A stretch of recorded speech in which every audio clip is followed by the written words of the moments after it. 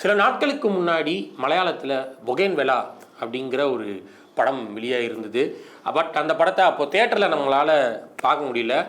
ஆக்சுவலாக அது ப்ரொனவுன்ஸ் பண்ணுறதே வந்து நமக்கு கஷ்டமாக இருந்துச்சு. ஃபஸ்ட்டு டைட்டில் கேட்குறப்போ பொகேன் வெலாவா அப்படின்ற மாதிரி நமக்கு நிறையா குழப்பங்கள் இருந்தது.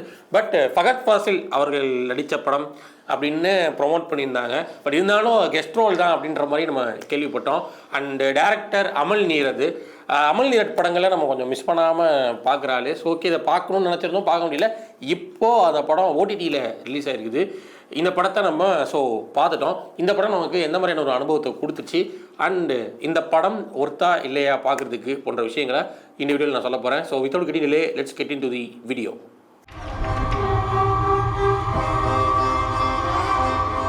பொகேன்வெலா ஒரு மலை கிராமத்தில் ஒரு கப்பல் வசிச்சுட்டு வராங்க. அதுக்கு முன்னாடி நமக்கு ஒரு சில காட்சிகள் காட்டப்படுது. ஒரு பெரிய ஆக்சிடென்ட் ஒன்று.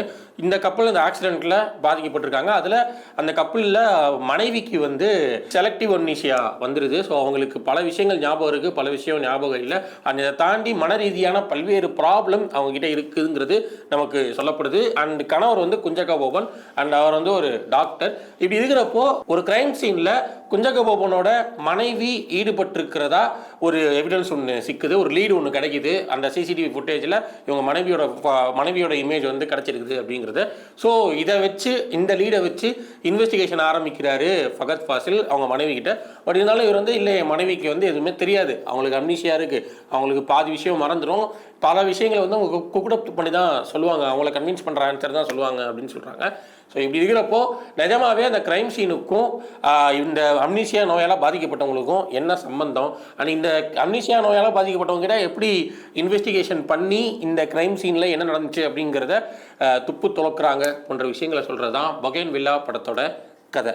ஒரு நார்மலான ஹூடன்னிட் படம் தான். பட் ரெகுலரான அந்த சைக்காலஜிக்கல் த்ரில்லர் படங்கள் மாதிரி ரொம்ப பரபரப்பாக போகாமல் ஆரம்பத்தில் ஒரு ஸ்லோ பர்ன் சைக்காலஜிக்கல் த்ரில்லர் மோட்டில் தான் இந்த படம் ஆரம்பிச்சிது.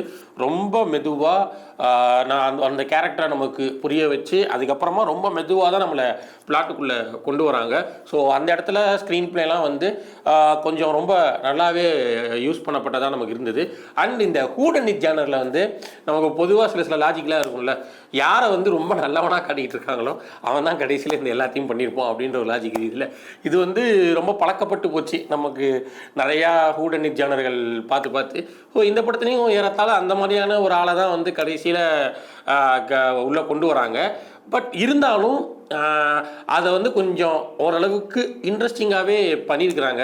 அதாவது தான் இந்த க்ரைம் சீனுக்கான ரீசன் வந்து நமக்கு முழுசாக கன்வின்சிங்காக காட்டப்படலை அப்படின்னாலுமே அது வரைக்கும் நமக்கு வந்து அந்த ரிவீலிங் பாயிண்ட் வரைக்கும் நமக்கு படம் வந்து ரொம்ப இன்ட்ரெஸ்டிங்காகவே போகுது. அண்ட் கிளைமேக்ஸில் ஒரு பெரிய ட்விஸ்ட் ஒன்று இருக்குது, அதுவுமே வந்து ரொம்ப நல்லாவே இருந்தது. அண்டு இந்த படத்துக்கு பொகேன்வெலா அப்படின்னு ஏன் பேர் வச்சுருக்காங்கன்னா அதுக்கும் பின்னாடி ஒரு ரீசன் இருக்குது. இவங்க வந்து ஒரே மாதிரியான பெயிண்டிங்கை வரைஞ்சிக்கிட்டே இருப்பாங்க இந்த அம்னீசியா பேஷண்ட்டு. அண்ட் ஒரு அம்னீசியா பேஷண்ட் எப்படி ரியாக்ட் பண்ணுவாங்க, அவங்களுக்கு பேனிக் வந்தால் அவங்க அந்த சுச்சுவேஷன் எப்படி ஹேண்டில் பண்ணுவாங்க போன்ற விஷயங்கள்லாம் ரொம்ப தத்ரூபமாக போர்ட்ரே பண்ணியிருந்தாங்க ஜோதிர்மயி.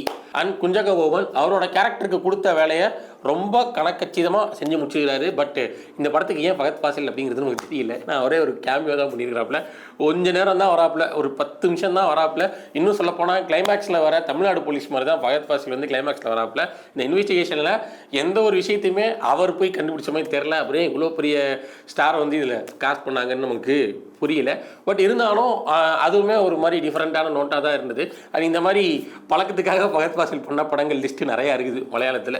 ஸோ அந்த வகையில் தான் இந்த படத்துலையும் அவரோட ஸ்க்ரீன் ஸ்பேஸ் வந்து இருக்குது. பட் இருந்தாலும் நான் முன்ன சொன்ன மாதிரி அந்த ரிவீலிங் பாயிண்ட் வரைக்கும் நமக்கு படம் வந்து ரொம்பவே இன்ட்ரெஸ்டிங்காக போச்சு. ஸோ கண்டிப்பாக இந்த க்ரைம் த்ரில்லர் விரும்பிகள், சைக்காலஜிக்கல் த்ரில்லர் விரும்பிகள், த்ரில்லர் பட விரும்பிகள் நிச்சயம் ஒரு முறை பார்க்க வேண்டிய படம் தான் இந்த பொகேன்வெலா. கண்டிப்பாக ட்ரை பண்ணி பாருங்கள்.